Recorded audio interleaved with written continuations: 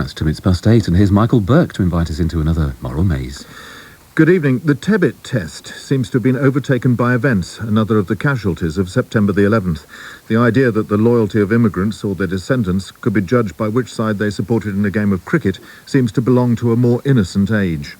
Now the same simplistic test is being applied to whether they seem to be for or against Osama bin Laden. Media surveys, not all of them scientific or reliable, suggest nearly half Britain's Muslims think his actions were in some way justified, and scarcely any young Muslims who live here would actually fight for this country. Nearly half, the surveys suggest, would rather fight for the Taliban. Let's say it's true, or even half true. Where does that leave the ideal of a harmonious, multicultural Britain glorying in diversity? Where are the limits of tolerance? And would it have been better to have encouraged those who come to live here to integrate more closely with us, adopt our language, customs and ideals? In these difficult times, is our multicultural society a blessing or a curse? That's our moral maze, live tonight. Our panel, Professor Ian Hargreaves, the editor turned academic, the philosopher Janet Radcliffe Richards, Claire Fox from the Institute of Ideas, and Harvey Thomas, evangelical Christian and spin doctor to prime ministers and presidents, it says on your book jackets, Harvey. A blessing or a curse? Well, it certainly isn't a blessing. If it was, we wouldn't need race relations officers in every council, and the Prime Minister's advisor wouldn't be claiming we've failed to address the problems and dilemmas of living in a multicultural society. But I don't think it's yet quite a curse. I think it's moving in that direction. If I went to live, for example, in Germany, I would expect to fit in with German culture. And if people who are born here or come to live here voluntarily want to become British citizens, then they ought to take pride in learning the language, learning the culture and adapting to it. Ian Hargreaves. Well, whether it's a blessing or a curse, it's a reality. We are a land of many cultures and communities. It is our history and our heritage we're talking about. Whether it's a blessing or a curse in practice will depend how we negotiate our differences. As for the war, I must say I count Britain's 2 million Muslims, almost all of them peace-loving and decent, as a blessing. Their experience will help us make better judgments in the difficult weeks that lie ahead. Janet Radcliffe Richards. I think the term multiculturalism as an expression of ideal has become an unmitigated menace, because all the good aspects, all the things which you can defend in multiculturalism can be defended without any reference at all to that term. And the result is that multiculturalism is a term which is usually used only to defend what is otherwise indefensible. Claire Fox. Well, following on from Janet, I think that multiculturalism is an ideology. It's not just about lots of people living harmoniously together in a nice land. Otherwise, nobody would be worried about it. But it's an ideology, and I dislike it because it celebrates the fixed, fated identity of people based on their race or some kind of cultural difference above a broader sense of universal common values that we can all aspire to. And my view is that the Western elites have lost their nerve, can't think of anything to inspire anyone round, and then let us off to our fate, not a vision that's likely to inspire me, let alone Muslim youth. Panel, thanks very much indeed. Our first witness is the commentator on moral and social issues, Melanie Phillips, who in a closely argued but fairly blood-curdling piece at the weekend about Muslim separatism in this country described it as fantastically dangerous and that multiculturalism must be ditched, as she put it. In a nutshell, Melanie, why? And in a nutshell, how? I think that a multicultural society is a contradiction in terms. I think multiculturalism dissolves society into competing tribes, and I think that is extremely dangerous and very undesirable. I think that in order to cohere as a society, everyone has to subscribe to a common culture. Now, that emphatically does not mean that minorities have to sacrifice their own cultures, because I do very strongly believe that we all are capable of carrying multiple identities.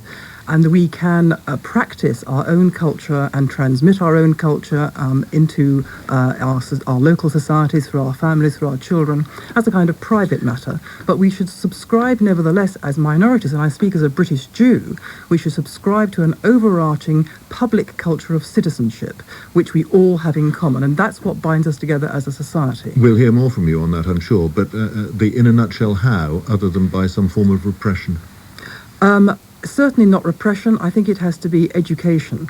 I think we have to teach our children, our minority children, that citizenship is principally a set of duties and obligations. And the principal obligation is the allegiance to crown and country and to the rule of law.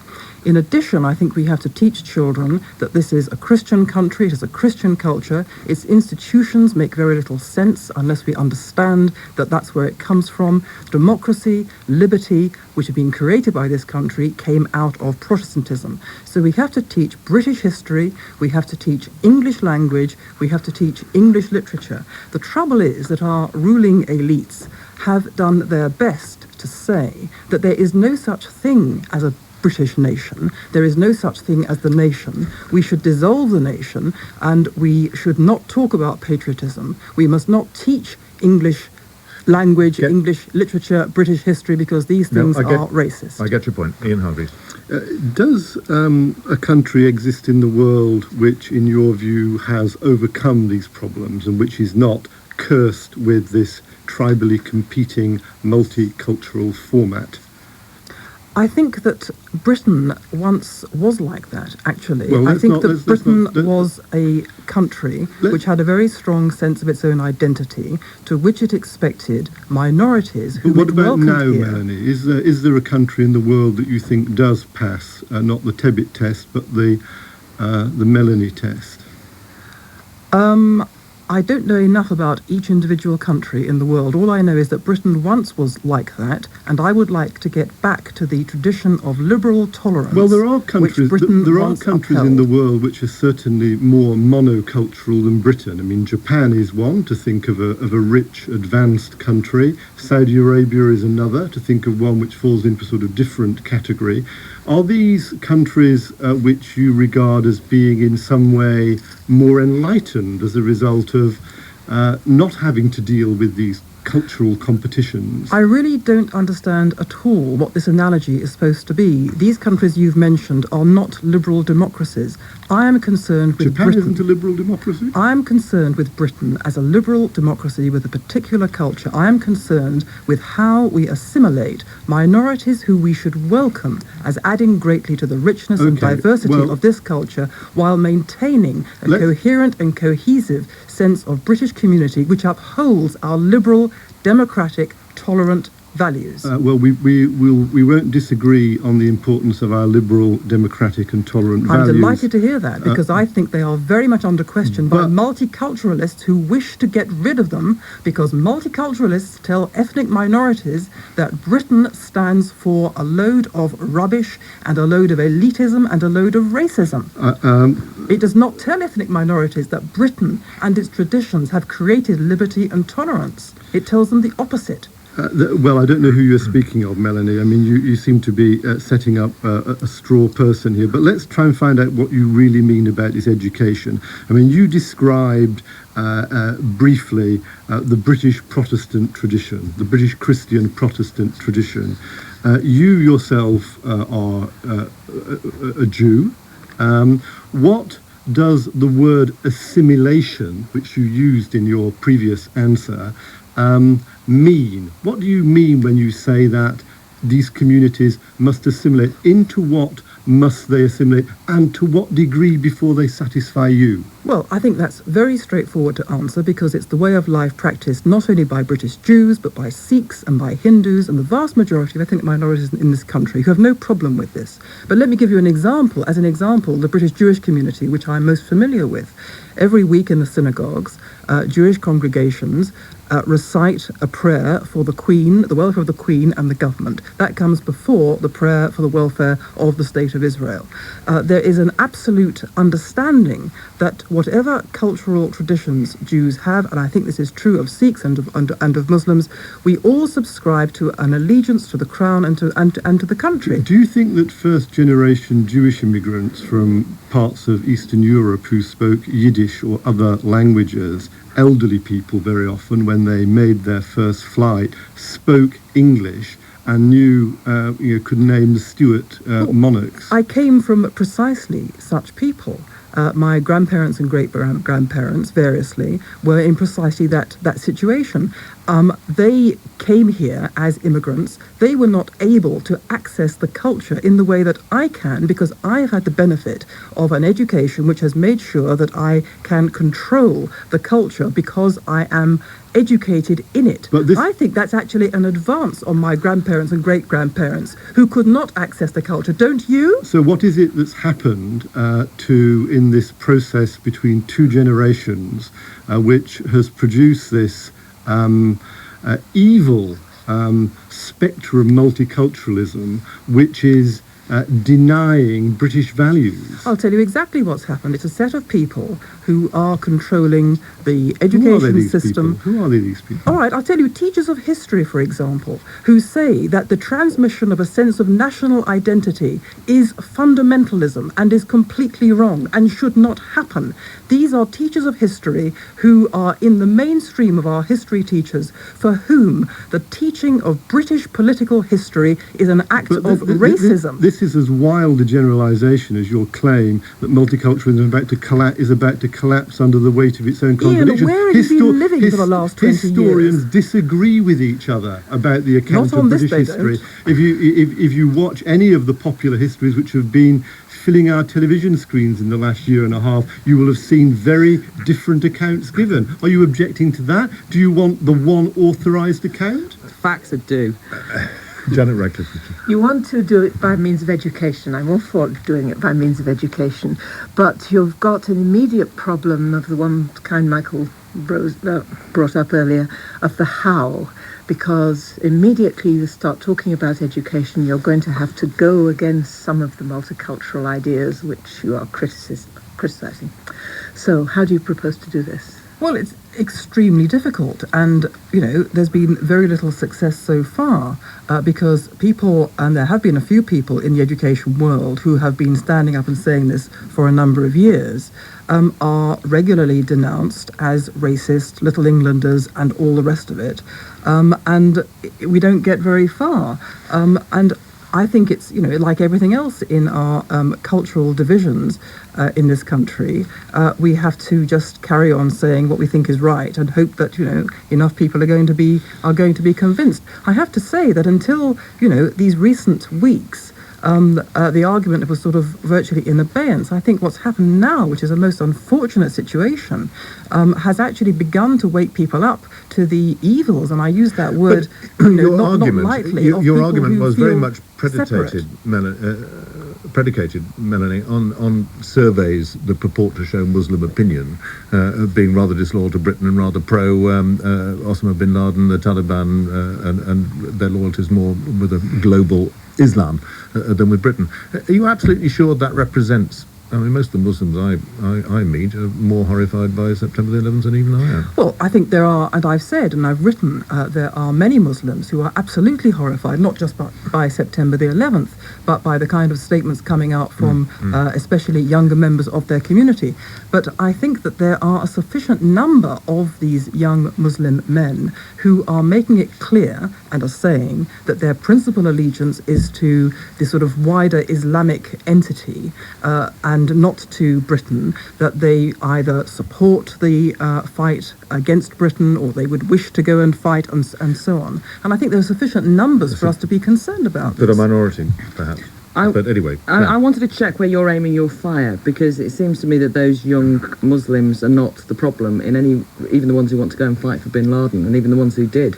Isn't this an intellectual question? I mean, when you have the leadership of Bush visiting the mosque, Blair with his Quran, everybody bending over backwards to apologise to Islam, is it likely that you're going to inspire any young people to take any notice? I mean, I don't know how, when you say how, go and teach them. I mean, where's the leadership coming from? And what are they going to teach them? Nobody believes in Britain, even in the British elite.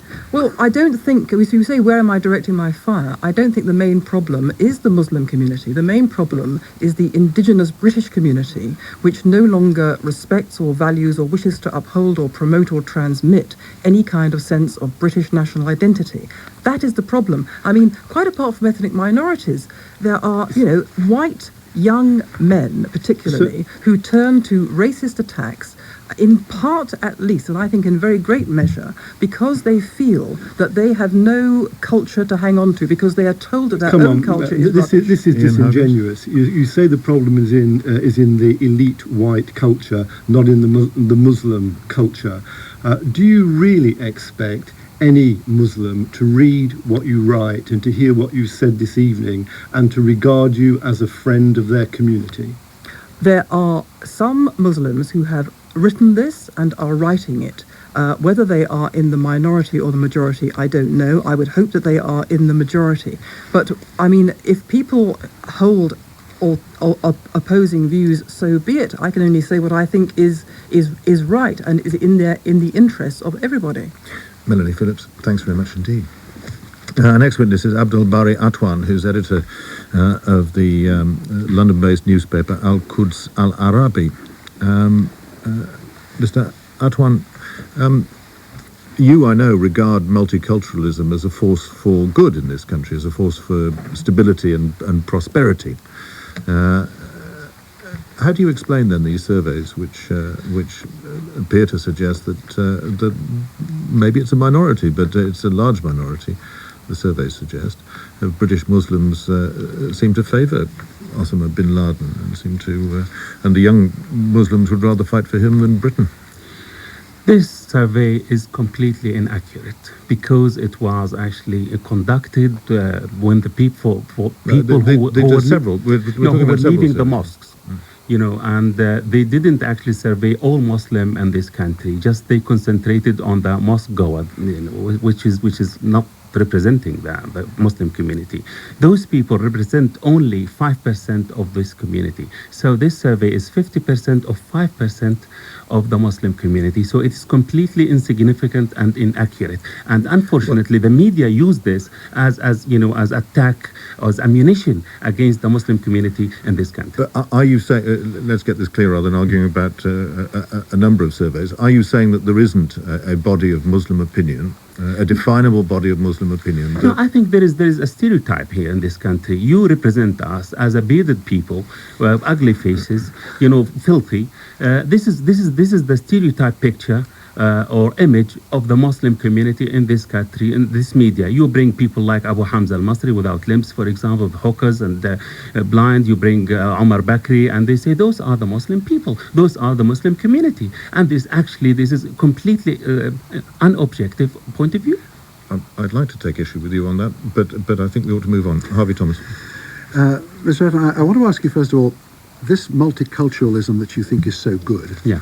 If it's so good, why is it only going in one direction? Why is it only coming basically to Western prosperous countries? Why isn't it going to multiculturalism in Saudi Arabia and the Middle East, in Egypt and Africa and other places? Yeah, and in Saudi Arabia and United Arab Emirates, the foreign workers represent in some countries 80% of the population. They're brought in and given great big tax concessions, but they're brought there for the benefit of the country, and they have to obey very, very strictly the cultural laws, don't they? And the benefit of their communities. They have daily newspapers, they have magazines, they have their companies, they have their clubs, they have everything, and nobody actually calling them names like this. And nobody expecting to change the culture that they're going into by their being there, which is what's happening here. They are free to do whatever they like to do, and here actually they are under oppression in certain cases, especially from racist people. Free to have alcohol, for example. Yes, in United Arab Emirates, in Qatar, one or two countries here, and there are many others are quite the opposite. Yeah, if there is one exception, you can't generalize here. In United Arab Emirates, we have been listening about stories about prostitutes from all over the world, where nightclubs, alcohol, beaches. It sounds like you're laying this on for the foreign workers. What about the people who actually want to live there? In other words, supposing you've got a multicultural in any other country other than the Western prosperous ones.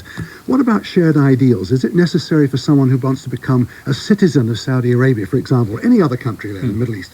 I only pick those as an example.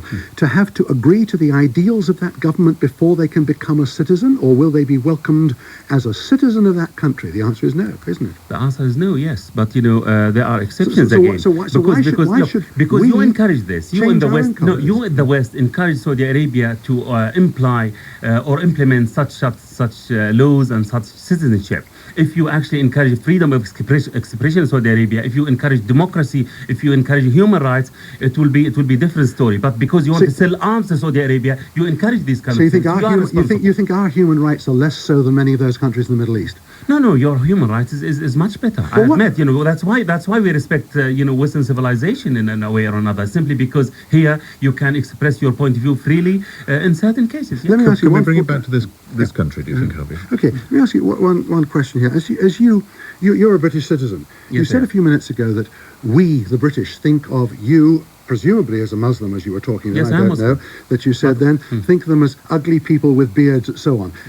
Have you seen a shaved Muslim in the British television? Do you know, to tell you the truth, Give me one example. noticed. Have you present me as Muslim in British media? Why should I Usually notice? you go to the mosque and look for extremists, and they say those are the Muslim people. I had no idea what you looked like before you came. I must say, Have you imagined that a Muslim with a clean shaven like me? Tell you the before? honest truth, I never thought about it. But then you Yes. see, why should I have to separate Muslims in the way I think about them? Why must they be Because you different? stereotype. Because there is some sort of racism in Yeah, this but you're society. accusing all the British of having a stereotype, which is rubbish. Okay, I really ought to interrupt and say I recognise you from your frequent appearances on British television.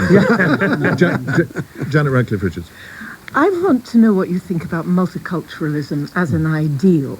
Suppose I want to be a disciple of yours and Yes. become a multiculturalist. What will you tell me to do? I tell you to be tolerant. How So, tolerant? very tolerant. If you believe in democracy, in human rights, if you believe in a globalism, we are talking about globalism nowadays, openness in economy, openness in politics. So why can't we have open economy, for example? We can't have a society which is open for all cultures. Why we cannot follow for the good example of multicultural society like United States, like Malaysia? Malaysia is a Muslim country. It is a Malaysia's got major problems with its racial groups. No, just let me see. So we have this example. Why don't we follow this example? This example of United States produced a superpower, a democracy, a great democracy. Why we can't follow this example? But I want to know how far it goes, because the point about a culture is that it's a group of people who have certain values, certain traditions, they approve of certain things, disapprove of certain things. Yeah. Suppose, for instance, I want to be very tolerant, but I disapprove of some custom. Yeah. Say, like marrying girls off against their will. Yeah.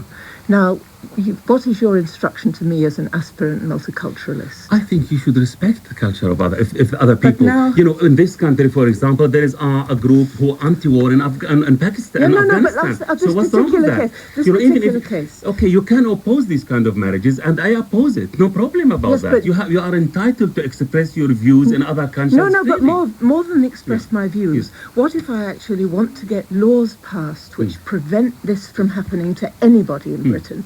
Am I then ceasing to be a multiculturalist in your sense? To oppose that. Yes, I mean, if I try to agitate to get laws passed against marrying girls off against their will, for instance, am I ceasing to be a multiculturalist in your sense? Yes, you will be. I am. But then look, suppose I come from a culture where it is required that we think that everybody ought to have the right to consent to marriage. Yes. So you are telling me to deny my culture? No, this is not a Therefore- culture. No, this is not a culture. Now Suppose it is. Just suppose it is. there are a lot of countries in the Middle Suppose it East, is. Muslim countries, they don't force girls to marry against their will. No, I'm So not- you are talking about minority No, in this I'm case, not, I know I'm talking about a minority, but you said I had to be tolerant of this minority. But I'm saying that if you want me to be tolerant of this minority, you're telling me to go against my own strong cultural convictions. Yeah. So why shouldn't you be tolerant of my convictions? The point is, this is what Melanie, I What do you think, want was to saying, say? was collapse. Well, I think you haven't got a coherent position. I think you're running into contradiction. You're saying some cultures have to be respected, but not others. But I want to know which ones can be respected and what the criterion is for respecting some but not others. But every culture has its own criteria, and we have to respect. But what it. happens if they Even clash? if we But But disagree they with it. all clash. This is the essence of different cultures. What kind of clash? Where is the clash? it's Where's just- the clash here? If somebody would like. The Can I answer just- would be negotiate the differences and have laws. Okay, So, Claire, Don, I Claire mean, Fox. first of all, some of these differences, presumably, you would accept are political, not cultural. We're making it sound as though they're fixed to do with ethnicity. Presumably, nobody thinks that. Or religion. But I wanted to ask you why it is you think that young Asian people undoubtedly do not identify themselves as British. I'm not saying they're Right, going to go okay. and fight for Bin Laden, but they don't think of themselves as okay. British, do I'll they? ask you, why Scots, for example, they don't support English team when No. they played against Argentina? That's fine, but I'm asking you, why Asian why kids- the Scots yeah. don't support England when they played against Argentina in the last World Cup? Answer me. I'm not Because accusing they you, don't I'm live in asking you a England. question. I No, want to because- know why you think that young Asian youth do Yeah. not identify with Britain. No, Most of them- this is not true. There is a minority here. There is not every Asian youth No, does but not a lot of them support- don't. Increasing numbers don't. No, you don't have figures. You Okay. are generalizing here. Okay. You know, I have many people who are Fine. really loyal Okay, to so this if country. they and- so if the majority of Asian youth believe that they're British, then actually multiculturalism is a nonsense because everybody can overcome their actual cultural differences and agree on some common values. Therefore, we should abandon multiculturalism. You know, For me, it would be good if we could agree on some common goals instead of emphasising our difference. But you know, everybody entitled to express his point of view. Or those people who are, for example, Dennis Healy, when he was against the war, is he That's here a against political difference, not a multicultural Okay, difference. but it is different. Politics and okay, culture are CND, different. for example, when they oppose wars, you know, what about that? This is culture also. It's called politics. That's I've got politics. different political view to you, a lot, not because of our different But ethnicities. if young Asian youth, for example, against the war, do you consider those disloyal to this country? No, Again, you I was saying the asking same. you a question about why they might not identify with Britain, and I They think it's because the identify with British Britain. No, intellectuals they do keep telling identify. them that they're No, Asian. Look, they Muslims do. No, instead of British. here. They do identify themselves with Britain, but they have different political point of views, like the CND, like Dennis Healy, like Tony Benn, like everybody else. So please, why you always targeting Muslim youth, for example? This is some sort of racism. You're to be correct. honest. It's- Or We're cultural- talking about cultural That's racism. not Ian what Hargreaves. that's not what the distinction is. I want to ask you a very simple question. Melanie Phillips said that in the last 20 or 30 years that basically Britain had rotted from the head of its elite and no longer had a confident representation of its own values around which society and communities can form. Do you agree with that? You've been here 25 years. Yeah. Do you share her analysis? That No, I don't share her analysis, to be honest. You know, How because does you it know look to you? we shouldn't look backward. We should look forward. We should look for good example of multiculturalism. As I said, United States, you know, Canada, Australia, these kind of So countries. can you, as a Muslim man who's lived in Britain for 25 years, sum up for me what you think the essence of British values are? What is it that we It go is- to the stake on? It is democracy. It is human rights, respect of human rights. It's freedom of expressions. This is the essence of the British culture. Good answer. Thank you. Mr. Atwan, thank you very much indeed. Our last witness is Lincoln Allison, who's a reader in politics at Warwick University. It's slightly raised by what Mr. Atwan was saying, really, or what underlay what he was saying. Do you think it's possible to draw a line on multiculturalism without being intolerant? No, I don't think it's possible to draw a line, although I think you can see things that are clearly on one side or the other, because if you say that you want to tolerate diversity in society, but you also want a set of rules and values that everybody accepts, at least for the purposes of having a political process, then you do end up with some difficult marginal cases. If I can give you a rather humorous example, the Sports Council, when it was deeply into sport for all, had a method of looking at who's participating in sport, and we'll make it our big effort to make sure that those who aren't participating are. And so they ended up targeting Muslim women to get them into swimming pools.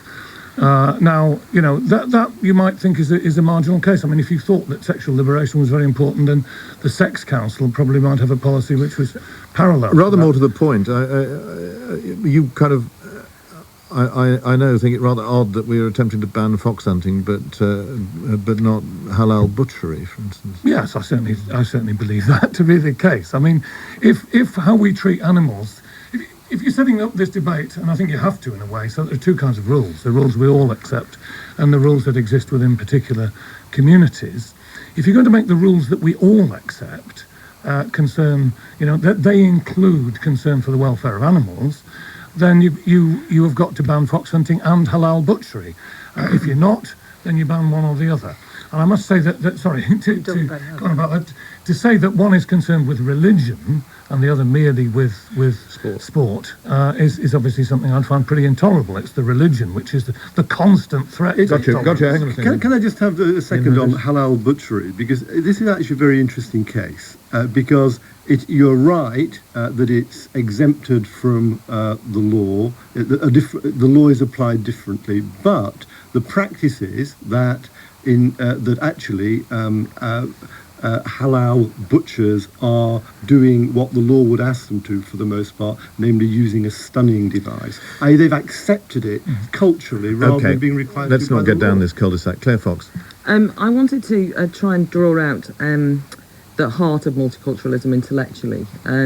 Do you identify the emergence of cultural relativism and identity politics with the emergence of multiculturalism? No, when you say you want to get to the heart of it, I don't think it has a heart, really. I mean, multiculturalism is What something is it that... then? Well, it's something that happens, isn't it? And there are places which seem to be effectively multicultural. I think British India was one, far more so than any of what was British India since. I think the Austro-Hungarian Empire was Can I a just fairly check good then, are you just example. now saying that multiculturalism is quite straightforwardly people of different cultures living in the same place? Kind of smiling at each other. I mean, there is a correspondence of the use of the term multiculturalism and the intellectual emergence of cultural relativism and the espousal of identity politics as against more universal aspiration politically. I think the difficulty comes from your notion of them smiling at each other. It's what you're required to do in a multicultural society. I mean, going back to John Locke's plea in the 17th century, tolerance is one thing, respect is another. Now, the basic liberal principle of free speech says we don't respect each other. We have a good society is one in which we have a cheerful contempt for each other's beliefs and practices. But we tolerate them. We don't attempt to coerce people to change them. We attempt to argue with them. Now, if a community becomes entirely closed off from argument, if it shuts itself off so that you can't, as it were, get at it, and if it's hostile to the mainstream of society, then I would agree with your first witness that we have a real problem with multiculturalism. I think she vastly overestimates the problem. I mean, everybody's talked about Muslims, or even nobody's talked about Sikhs. No, but the Sikh community is very different. But say, for example, in relation to multiculturalism, would you concede that it's often used to silence debate because if you argue against it politically, you're accused of being a racist, which has almost happened tonight? Yes. And secondly, intellectually, do you not see that it is used by people to say that we should identify ourselves by our culture, i.e. fate, things we're given from birth, in preference to making ourselves as history-making subjects? Big difference philosophically, historically and politically. Yes, I think I do agree with that, most of that last argument. And I think being British, of course, is a rather odd notion in that respect. You've had hints of that already, but the first witness came on and talked as if there was some clear British identity. If the Scots don't have complete contempt for the English, and 25% of those who live in England don't have Irish origins, and much more complicated views of the whole, which are part of what we are, than her account would imply. Ian Hargreaves. But the issue is, I mean, this is about complexity, isn't it? I mean, the idea that we're faced with complexity. There is some single view of British identity or British history to which we should require people to adhere, pretty well as soon as they're off the boat, is the argument, is just absurd, isn't it? I mean, it's not only unwise, it's unachievable. Yes, and I think it's as absurd as the old Tebbit test, which started this debate, because, as I always said about the Tebbit test, what does it do for the Scots and the Welsh and the Irish?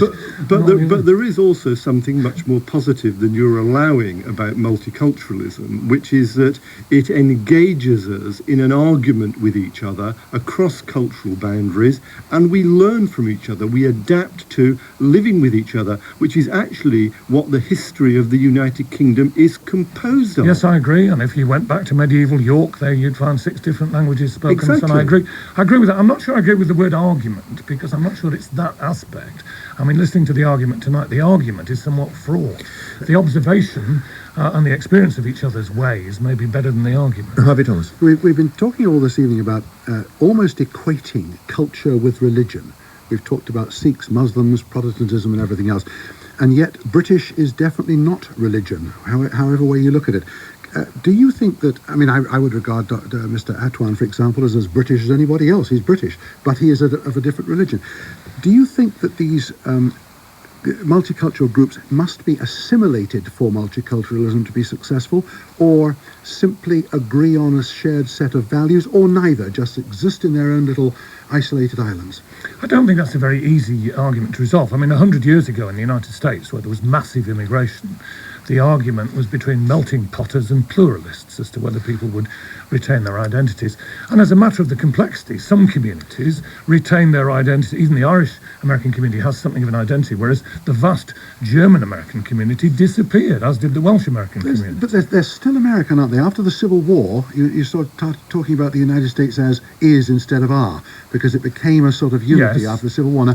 Now, it didn't assimilate, but it did get a shared set of values. Everybody thinks first and foremost, I'm an American, even Spanish-speaking, whatever, religious backgrounds. Well, one way of comparing us now with them then is that our minorities, our people who fall out the mainstream, are so tiny compared to theirs that you wonder so much heat can be generated on this subject in some cases. Janet Radcliffe, Richard?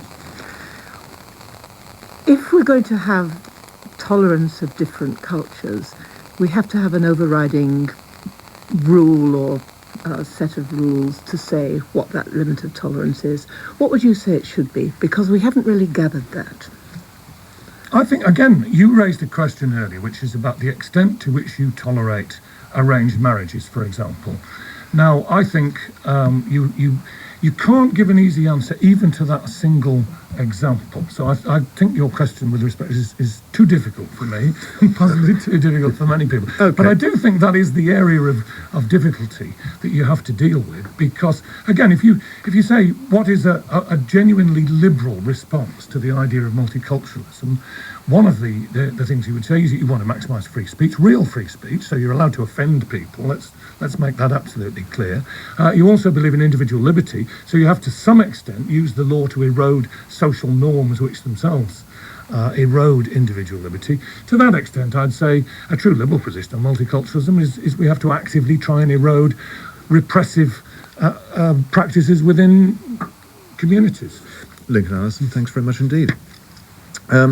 Claire, you just to kind of round these things up, you raised a point which wasn't really pursued about whether it is possible to oppose multiculturalism without being to a degree intolerant. Is there a tolerant way of opposing multiculturalism? But multiculturalism has got nothing to do with tolerance. It's the most intolerant thing I've ever known. It basically says that we have nothing what defines us are things which we have no control over. It sets up artificial barriers. And in fact, the last witness, it doesn't make any sense to say a liberal multiculturalist will believe in free speech and not offending anyone, because it's under the banner of multiculturalism that we're all banned from saying things that will offend people because of the multicultural society we live in. You were saying you must be allowed to offend. I've always said it was a curse. It's an ideology, though. It's not just a curse. It's not remotely an ideology, Claire. And you have argued as an ideologist against it as an ideology, therefore making a false argument based on a false premise. The answer to Lincoln Allison's point about arranged marriage is very clear. Nobody is proposing that there should be one law about the age or circumstances in which women can marry in Britain if they're from one community or another. That we agree that there must be common law. That's not difficult. Oh, come on, but that wasn't what I was arguing. I wasn't talking about that. Harvey Thomas. It's actually happening. People are being taken off consistently out of this country, British citizens, to be married off in places like Pakistan. Yes, It's but happening. but where the law is being broken about them, I mean, if they are being moved against their will, then there is potential recourse to law. The law is not made recourse to much of the time across the whole community. We know that. But there's not just Hang on a second, Claire. Janet, But it was the your question argument. is what rules we should have. It isn't just what rules we have. And one of the problems about people who take multiculturalism as an ideal is that they keep saying things like, you mustn't impose your views on other people, which gets tending to mean you mustn't criticise other people's views if they're We haven't different heard from yours. anybody express that view this evening, Janet, other than in your imagination. It happens every day in this country, and you're being disingenuous. Even if it hadn't happened here, yes, you know perfectly well it happens a lot. But anyway, we have we've heard the idea that people should be allowed, that I should not be allowed to stop forced marriages, for instance. That has been said this evening. And the point is that as soon as I start saying as soon as somebody says you must not impose your views on other people, they are in fact immediately imposing their views on me. The point is you're in a relativistic circle here. No, you're not. You're living in an open democratic society where there are processes for resolving difference. What's the problem with that? But listen, I don't think the issue here is the law, and the context of this is the Muslim youth supposedly attracted to the Muslim cause. And I can't blame them because nobody else will argue a cause. Part of the relativism that comes out of multiculturalism is that nobody's got the nerve to argue for anything. So and the Western elite has to fight collapsed. for itself within one single society. There's two things that's happened. First of all, the British intellectuals have gone around telling Asian youth that they are Asian youth, Muslim youth, and then they'll get lots of happy clappy slaps on the back if they go through if they go and find their roots and go and find their identity that way, and they'll get money for it in the form of awards. Never mind intellectual plaudits. That's the first thing. The second thing is, in the midst of that relativistic, absolute nonsense, understandably, Asian youth who can't be told what Britishness is, nobody will argue with them about anything, suddenly find a cause that they will believe in. Whereas somebody actually has an I'm entranced by this picture of the British intellectual class going around speaking to Asian youth. We all know many of them. We've got the only one here. Harvey, how do you define tolerance? Actually, I define tolerance as a weakness. Rather than as a strength, because the moment you become tolerant, you're saying, well, actually, you're talking a load of rubbish, but I'll allow you to do so very generously, which is a very arrogant position to take. The strength is respect or courtesy, not tolerance. Tolerance is just a backing off to say, okay, I haven't got the guts to fight, which is roughly what Claire is saying. So you're arguing for intolerance? No, I'm arguing for understanding, for respect, and for stepping back. But just saying, oh, well, I'll tolerate you means a lack of involvement. And what we actually need is involvement in this thing. You're confusing tolerance and indifference, Harvey. No. Tolerance means you've looked at it and said, I'm not going to be bothered to get involved. Indifference says, I'm not interested in the first place. And I think this is entirely different. Why am I not going to be bothered to get involved? Why not claim that there are some contexts in which people can legitimately follow their own beliefs? I think they should follow their own beliefs, but the fact is that people don't stand up, and I find myself agreeing with Claire. People don't stand up and say what we are as British. I mean, actually, the best definition of British we've had tonight has come from Dr. Atwan, who said as he saw British, and who had no trouble conjuring it up, having lived in, having had British. According to Claire, he hadn't caught capacity for self-loathing. Claire? Yes. Anyway. The interesting thing actually is that there is no definition of what British is. This has been an argument that's been going on for the last 10 years. They can't get the slogan right. They've been trying to rebrand themselves. There's no agreement at all. But I am not interested. By the way, I hate Britishness in the old form, but at least it was something I could argue. At least it was something that could be argued against. A Britishness that espouses nothing inspires no one with anything beyond themselves. That's what I'm saying. Even worse, right? A rabid cricket fan like you, Claire. Janet. It just seems to me that multiculturalism is too unclear as an ideal to have. All you can ask is what should the Claire limits thinks it's clearer than Britishness. Well, she doesn't. The point about multiculturalism is that it is not an ideal or an ideology. But it's it is. But it's often that's happening. But it's often used as an ideal or an ideology. Mainly by those who wish to attack it, Janet. Oh, you've never suffered at the hands of it. Wait a minute. What is this it? That I wish to attack. I wish to attack the people who say as soon as you criticise something which happens in a particular cultural group, they're the people who say you've no business imposing your ideas on other people. Well, people who say that are deeply misguided, but that's not what multiculturalism is about. They're also intolerant, like all multiculturalists. Ian, at least they're not indifferent. Ian, a last word from you. But we've lost the meaning of the word tolerance and intolerance thanks to Harvey. So I think we'll have to retire in confusion. I thought he explained it rather well. No. We're not retiring in confusion. The question is... We're bonding. Dear listener, you might not have gathered that, but we're bonding. That's it for this week. From our panel, Janet Radcliffe-Richards, Harvey Thomas, Claire Fox and Ian Hargreaves, and from me, until the same time next week, goodbye. The Moral Maze was chaired by Michael Buerk and produced by David Coomes.